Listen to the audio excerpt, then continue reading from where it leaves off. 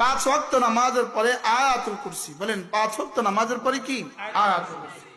বিখ্যাত সাহাবী হযরত মিকদাদ রাদিয়াল্লাহু তাআলা আনহুকে আল্লাহ রাসূল বললেন, মিকদাদ তুমি কি জানো মা আযমু আয়াহ মিনাল কুরআন, কোরআনে কারীমের সবচেয়ে দামি আয়াত কোনটা তুমি কি জানো?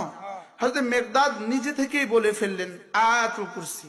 জি ইয়া রাসূলুল্লাহ, আমার মনে হয় আয়াতুল কুরসি কোরআনে কারীমের সবচেয়ে দামি আয়াত। আল্লাহ নবী সঙ্গে সঙ্গে বললেন, মাশাআল্লাহ, তুমি পারছো প্রশ্নের উত্তর দিতে।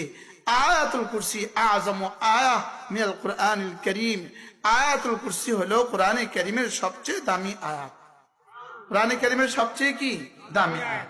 এজন্য অবশ্যই যারা পারি তারা তো অবশ্যই পড়বো, যারা পারি না তো অবশ্যই শিখে নিব। আপনি আয়াতুল কুরসি পারলেন না, আপনি জীবনে পারলেনটা কি? কি ভাই, আপনি জীবনে পারলেনটা কি? এজন্য আয়াতুল কুরসি আমরা কি করে নিব? ইনশাআল্লাহ ঠিক করে নিব। হ্যাঁ, আল্লাহর নবী বলেন কোন মানুষ যদি ঘুমাবার সময় আয়াতুল কুরসি পড়ে তো এই রাত আল্লাহ তাআলা তার জিম্মাদার। রাসূল করিম সাল্লাল্লাহু তাআলা আলাইহি ওয়াসাল্লাম ইরশাদ করেন, হাল ইস্তাতিউ আহাদুকুম আন ইয়াকরা সুলুসাল কুরআন ফি কুল্লি লাইলা, পারবা কি কেউ প্রতি রাতে ঘুমাবার সময় কোরআনে কারীমের 3 ভাগের 1 ভাগ পড়ে ঘুমাবা?